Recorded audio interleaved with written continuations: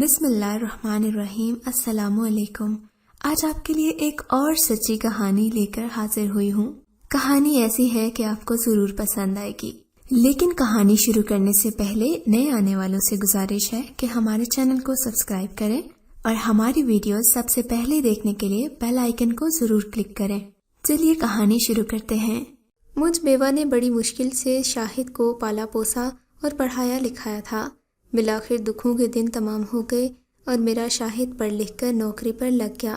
میں بہت خوش تھی کہ میرے محنتی بچے کی محنت رنگ لے آئی، ورنہ آج کے زمانے میں اگر سفارش نہ ہو تو اچھے اچھوں کو ملازمت نہیں ملتی۔ بیچارے لائق لڑکے بھی ڈگریاں ہاتھ میں لیے دفتروں کے چکر لگاتے رہتے ہیں۔ بیوگی کے بعد بے شک قسمت نے مجھے پرمشقت اور بہت صبر آزما دن دکھائے تھے، لیکن یہ دن نہیں دیکھنا پڑا کہ میرا شاہد روزگار کی تلاش میں سرگرداں دھکے کھاتا پھرتا۔ اللہ نے ایک بے نوا ماں کی سن لی اور بہت جلد لخت جگر کی ترقی بھی ہو گئی۔ گھرانہ اپنا تھا، اب ہم آسودہ حال بھی ہو گئے تھے۔ اولاد جوان ہو تو اس کے گھر بسانے کی فکر بھی ہوتی ہے، لیکن میں ایسی ماں تھی جسے حالات نے فرصت ہی نہیں دی کہ میں میل جول بڑھاتی اور اپنے لائق بیٹے کے شایان شان کوئی لڑکی ڈھونڈ لاتی۔ رشتہ داروں میں شاہد کی جوڑ کی کوئی لڑکی نہیں تھی۔ اس فکر میں غلطہ رہنے لگی کہ کب اور کیسے لڑکی ملے گی۔ ایک روز دور کی خالہ آئی، میں نے اپنی مشکل کا تذکرہ کیا تو کہنے لگیں، بیٹی ایک رشتہ ہے میری نظر میں، اگر تم چاہو تو دیکھ لو، میں پتہ بتائے دیتی ہوں۔ اگلے دن اتوار تھا اور شاہد کی چھٹی تھی۔ میں نے اسے کہا کہ نہا دھو کر تیار ہو جانا، شام کو ایک جگہ جانا ہے۔ اس نے پوچھا، خیریت تو ہے امی؟ کہاں جانا ہے؟ ارے بھائی بس جانا ہے کہیں، 4 بجے چلیں گے۔ اس نے مزید کوئی سوال نہ کیا اور دوپہر کا کھانا کھا کر سو گیا۔ میں بھی کچھ دیر آرام کرنے کے لیے لیٹ گئی۔ 3:30 بجے سے پہر اسے جگایا کہ وہ تیار ہو جائے۔ جب نہا دھو کر نکلا تو میں بھی تیار ہو چکی تھی۔ ہم لوگ گھر سے نکل گئے۔ جو ہی ہم سواری کی تلاش میں گھر سے نکلے، اچانک ہمارے سامنے سڑک پر ایک حادثہ رونما ہو گیا۔ ہم سڑک کنارے ٹیکسی کے انتظار میں کھڑے تھے کہ ایک بڑے میاں 18 برس کی لڑکی کو اپنی بوسیدہ سی موٹر بائک پر بٹھائے ہمارے سامنے سے گزرے۔ ابھی وہ چند قدم ہی گئے ہوں گے کہ پیچھے سے ایک اور موٹر سائیکل جو بہت اچھی حالت میں تھی آتی دکھائی دی۔ اس پر 2 فیشنیبل لڑکے سوار تھے۔ انہوں نے جان بوجھ کر بوڑھے کی بائک کو اس طرح ہٹ کیا کہ بیچارے بڑے میاں اچھل کر دور جا گرے اور لڑکی اس طرح گری کہ اس کو خاصی چوٹ آئی۔ لڑکے ہنسی مذاق کرتے فاتحانہ انداز میں پاس سے گزر گئے۔ میں نے تیزی سے آگے بڑھ کر لڑکی کو اٹھنے میں مدد دی اور شاہد نے بزرگ کو سہارا دے کر کھڑا کیا۔ لگتا تھا انہیں خاصی چوٹ آ چکی تھی۔ اس دھکے سے باپ بیٹی کی حالت دیدنی تھی۔ دونوں پریشان نظر آ رہے تھے۔ بیچارے بزرگ نے کپڑے جھاڑے اور اپنی موٹر بائک کو سیدھا کیا۔ شاہد نے بھی اس کام میں مدد کی، جبکہ لڑکی کو میں نے سہارا دے کر ایک بڑے پتھر پر بٹھا دیا۔ وہ منہ ہاتھوں میں چھپا کر رونے لگی۔ مجھے ان دونوں پر بڑا ترس آیا۔ سوچ رہی تھی انہیں اپنے گھر لے جا کر پانی وغیرہ پلاؤں اور دیکھوں کہ لڑکی کو زیادہ چوٹ تو نہیں آئے۔ وہ مسلسل روئی جا رہی تھی۔ ابھی ہم ان کے بارے میں سوچ ہی رہے تھے کہ کیا کرنا ہے تو دیکھا کہ وہی بدگماش لڑکے گھوم کر دوبارہ آ گئے۔ انہیں دیکھ کر آوازیں کسنے لگے۔ اس پر شاہد کا چہرہ غصے سے سرخ ہو گیا۔ اس نے انہیں للکارا اور کہا کہ یہ کیا بدتمیزی ہے، تمہیں شرم نہیں آتی، بے غیرت کہیں کے۔ اس پر وہ اور بھی زیادہ ٹھٹے لگانے لگے اور پھر اکڑ کر بولے، تم کیا لگتے ہو اس کے؟ ان کے ہونے والے داماد تو نہیں ہو؟ یہ بات سن کر شاہد کے تن بدن میں آگ لگ گئی اور وہ آپے سے باہر ہو گیا۔ اس نے پاس پڑا پتھر اٹھا کر انہیں مارنا شروع کیا تو وہ بھاگ کھڑے ہوئے۔ ہم جو رشتہ دیکھنے جا رہے تھے اپنا ارادہ ملتوی کر دیا۔ میں نے لڑکی سے کہا، بیٹی وہ بدماش چلے گئے ہیں، تم آؤ میرے گھر چلو، پانی وغیرہ پی لو، وہ دیکھو سامنے ہی میرا گھر ہے۔ بزرگ سے بھی شاہد نے یہی بات کہی کیونکہ دونوں ہی اس ناگہانی حادثے سے حواس باختہ تھے۔ انہوں نے ہماری بات مان لی۔ شاہد نے بزرگ کی بائک تھام لی اور انہیں گھر لے آیا۔ لڑکی کو میں نے اپنے کمرے میں بٹھایا اور سغرا نے اسے کہا کہ اپنا برقع اتار کر مجھے دے دو، میں تمہیں جھاڑ کر استری کیے دیتی ہوں، تم ہاتھ منہ دھو لو۔ میں نے نام پوچھا تو اس نے واحدہ بتایا۔ ہمارے اصرار پر اس نے برقع اتارا اور ہاتھ منہ دھویا۔ سغرا چائے بنا لائی اور واحدہ اور اس کے والد کو دی۔ تھوڑی دیر بعد جب ان کے حواس بحال ہو گئے تو یہ دونوں چلے گئے۔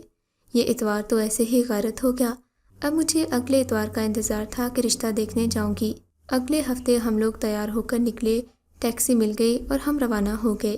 بہت لمبا راستہ تھا، پوچھتے پاچھتے اس علاقے میں پہنچ گئے۔ اب ہم اس گھر کو ڈھونڈ رہے تھے جہاں لڑکی رہتی تھی۔ کئی لوگوں اور دکانداروں سے پتہ پوچھا مگر مطلوبہ مکان نہیں مل رہا تھا۔ شاہد نے کہا کہ امی، سغرا تو لاپرواہ ہے، گھر کا نمبر صحیح سے نہیں لکھا ہوگا۔ ابھی وہ یہ بات کر ہی رہا تھا کہ سامنے ایک مکان کا نمبر دکھائی دیا۔ میں نے کہا، شاہد دیکھو کہیں یہی مکان تو نہیں؟ اس نے کاغذ ہاتھ میں لیا ہی تھا کہ کسی نے پیچھے سے اس کا بازو پکڑ لیا۔ شاہد نے مڑ کر دیکھا تو یہ اس دن والے بابا جی تھے۔ خوشی بھرے لہجے میں گویا ہوئے، بیٹا آپ یہاں کہاں؟ ہم کسی کے گھر کا پتہ تلاش کر رہے تھے۔ اس نے کہا تھا، پتہ بھی مل جائے گا بہن جی، وہ سامنے میرا غریب خانہ ہے۔ آپ قسمت سے میرے گھر تک آ گئے ہیں تو اب چائے پی کر ہی جائیے گا۔ انہوں نے شاہد کا بازو تھام لیا اور ہم ایک دوسرے کا منہ تکتے رہ گئے۔ ہم نے کہا کہ ہم پھر کسی دن آ جائیں گے، مگر بزرگ نہ مانے اور اصرار کرنے لگے۔ ان کے محبت بھرے اصرار کو دیکھ کر میں نے شاہد سے کہا کہ چلو 2-4 منٹ ان کی طرف ہو لیتے ہیں، بہت اصرار کر رہے ہیں۔ غرض مجبور ہو کر ہم ان کے ہمراہ آ گئے اور مطلوبہ مکان کی جگہ ان کے گھر میں بیٹھ گئے۔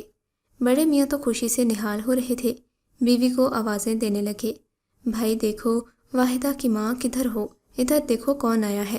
ہماری آؤ بگت کیے نہیں تھکتے تھے۔ بیٹھک کی دیواروں سے چونا اکھڑا ہوا تھا۔ اس بوسیدہ گھر کو سفیدی کیے لگتا تھا کئی برس ہو چکے ہیں۔ گھر چھوٹا مگر صاف ستھرا تھا۔ مجھے بغور گھر کا جائزہ لیتے دیکھ کر بولے، اللہ کا لاکھ لاکھ شکر ہے کہ یہ میرا ذاتی مکان ہے۔ ریٹائرمنٹ کے بعد پیسہ ملا تو بنوا لیا تھا، پلاٹ سستے داموں خرید کر ڈال لیا تھا، تب یہاں آبادی نہیں تھی، اب تو ہر طرف آبادی ہی آبادی ہے۔ ان کے پرسکون چہرے کو دیکھ کر میں نے سوچا کہ غربت کا دور تو میں نے بھی دیکھا ہے، لیکن اس شخص کی کیا بات ہے۔ ہمارے رات دن پریشانی میں کٹتے تھے، لیکن یہ ہے کہ ذرا سی بھی پریشانی نہیں۔ 5 مرلے کا گھر تھا اور 8 ان کے بچے تھے۔ بڑے بیٹے کی شادی ہو چکی تھی، ایک کمرہ بہو اور بیٹے کے پاس تھا جن کے 3 بچے تھے۔ مکان کے کونے پر دکان بنا لی تھی اور بیٹا کریانے کی دکان چلاتا تھا۔ ایک بیٹی بیاہی تھی اور وہ اپنے گھر میں رہتی تھی۔ اس کے بعد واحدہ تھی جو میٹرک کر چکی تھی اور کوئی ڈپلومہ کر رہی تھی تاکہ نوکری کے قابل ہو جائے تو ماں باپ کا مالی طور پر ہاتھ بٹا سکے۔ واحدہ کی ماں کے باقی بچے زیر تعلیم تھے۔ بڑے میاں خود غریب تھے مگر دل کے غنی تھے۔ ہمارے لیے کافی چیزیں منگوا لی تھیں، سموسے، پکوڑے، بسکٹ، دہی بڑے، شامی کباب، چائے، غرض جو کچھ ان کی سمجھ میں آیا بیٹے کو آرڈر دے کر آئے تھے۔ ہم ان کی اس مہمان نوازی پر حیران رہ گئے۔ کئی بار کہا کہ اب جانے دیجیے، کافی دیر ہو گئی ہے، مگر وہ نہ مانے۔ انہوں نے اپنے بچوں سے ملوایا، واحدہ کے بارے میں بتایا کہ اس دن وہ اسے ٹیوشن سینٹر لے کر جا رہے تھے کہ ان بدماشوں نے پیچھا کر لیا، بالآخر ٹکر مار کر ہی ٹلے۔ آپ لوگ مداخلت نہ کرتے تو نہ جانے کہاں تک پیچھا کرتے۔ میں ناتواں آدمی بچی کا ساتھ تھا، کیا کرتا۔ غرض انہوں نے ہمیں ایسا باتوں میں لگایا کہ آج پھر اس گھر میں جانا رہ گیا اور مغرب کا وقت ہو گیا۔ جہاں جانے کے ارادے سے نکلے تھے لیکن اتفاقیہ ہی اس شخص سے ملاقات ہو گئی تھی۔ اس روز حادثے کے سبب واحدہ سڑک پر گری تھی تو رنگ روپ اڑ گیا تھا اور چہرہ کافی زرد لگ رہا تھا، لیکن آج اسے اس کے گھر میں دیکھا تو اس کا چہرہ اس روز کے مقابلے میں کہیں زیادہ اجلا اور نکھرا نکھرا محسوس ہوا۔ لڑکی پاکیزہ خیال اور معصوم تھی کیونکہ چہرے پر معصومیت کا نور تھا۔ مجھے بے حد اچھی لگی۔ کئی دن تک سوچتی رہی کہ اس بارے میں کسی سے مشورہ لوں کیونکہ یہ لوگ بالکل اجنبی تھے، لہٰذا ارادہ کر کے دل بدل دیتی تھی۔ اس طرح 2 ہفتے گزر گئے تو خالہ آ گئیں۔ پوچھا، تمہیں جو پتہ دیا تھا وہ لڑکی تم دیکھنے گئی تھی؟ میں نے بتایا کہ 2 بار گھر سے نکلی تھی مگر پھر وہاں نہ جا سکی، شاید اللہ کو منظور نہیں ہے۔ خالہ نے کہا، ارے بھائی کیوں وہمی ہو رہی ہو، چلو آج میرے ساتھ، میں تمہیں لیے چلتی ہوں۔ وہ اپنے بیٹے کے ہمراہ گاڑی میں آئی تھیں، زبردستی مجھے تیار کر کے لے گئیں۔ لڑکی والوں کا گھر بہت کشادہ اور شاندار تھا مگر یہ دل کے چھوٹے نظر آتے تھے۔ استقبال میں بھی بخل سے کام لے رہے تھے۔ خاطر تواضع کی تو صحیح مگر نظر آ رہا تھا کہ عورتیں سست اور کاہل ہیں۔ لڑکی دیکھی تو ننگے سر سلام نہ دعا آ کر بیٹھ گئی۔ شکل و صورت بھی واجبی سی تھی، اگر سلیقہ جھلکتا تو بھی صورت کو اہمیت نہ دیتی، مگر گھر میں سلیقہ نظر آیا اور نہ ہی گھر والوں میں رکھ رکھاؤ تھا۔ بچے ادھم مچاتے ادھر سے ادھر بھاگ رہے تھے اور صحن میں اتنا شور کہ سر چکرانے لگتا۔ کیا یہی گھرانہ ملا ہے تمہیں میرے بیٹے کے لیے؟ میں نے خالہ کے کان میں آہستگی سے کہا، چلو اٹھو، یہ لوگ میرے جی کو نہیں بھائے۔ बेचारी खाला कतरे हैरान दिखाई दे रही थी।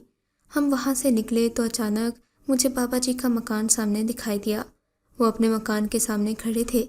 मैंने खाला से कहा, ज़रा इनके घर भी चलो, यहाँ भी लड़की देखी थी, तुम्हें दिखाती चलूँ, तुमसे मशवरा लेना है। खाला को लेकर मैं वाहिदा के घर में घुस गई। उसके वालिद का नाम अनवार था और उनकी बीवी माहा मुझे देखते ही खिल गई। उन्होंने हमारी ऐसी आवभगत की जैसे हम इनके घर रिश्ता लेने आए हों। उनकी बीवी हमें अपने कमरे में ले गई। इस बार पहले से ज़्यादा अपनायत से मिली कि दिल खुश हो गया। सोचा लो ज़रा सी नेकी कितने काम आ गई। अब शाहिद के लिए लड़की ढूंढने की ज़रूरत नहीं है, बस यही ठीक रहेगी। खाला से कहा कि ये लड़की कैसी है, तो कहने लगी अच्छी है, घर चलकर बात करते हैं। मैं आते ही अनवार बेगम और अनवार साहब को घर आने की दावत दे आई थी। खाला ने कहा कि ये लोग अच्छे हैं, मुझे पसंद आए हैं, बहुत ही मेहमान नवाज और आजिज़ किस्म के हैं। यूँ हमने वाहिदा का हाथ उनके बाप से मांग लिया और उन्होंने हमें रिश्ता दे दिया। एक छोटे से वाक़े की वजह से हादसाती तौर पर अल्लाह ने हमें इन लोगों से मिला दिया और वाहिदा मेरी बहू बनकर हमारे घर आ गई। सच कहती हूँ, मेरी बहू इतनी अच्छी है कि चिराग लेकर ढूंढो तो नहीं मिलेगी। कभी कभी अल्लाह हमें इशारे देता है और हमें उन्हें समझ लेना चाहिए। जिस काम में रुकावटें आएँ उसमें ज़रूर अल्लाह की कोई न कोई मसलहत होती है। इस वाक़े के बाद तो मेरा ईमान इस बात पर और बढ़ गया है। इस बारे में आपका क्या ख्याल है? क्या वाकई जिस काम में रुकावट आए उसे छोड़ देना चाहिए? अपनी राय का इजहार कमेंट सेक्शन में ज़रूर कीजिएगा।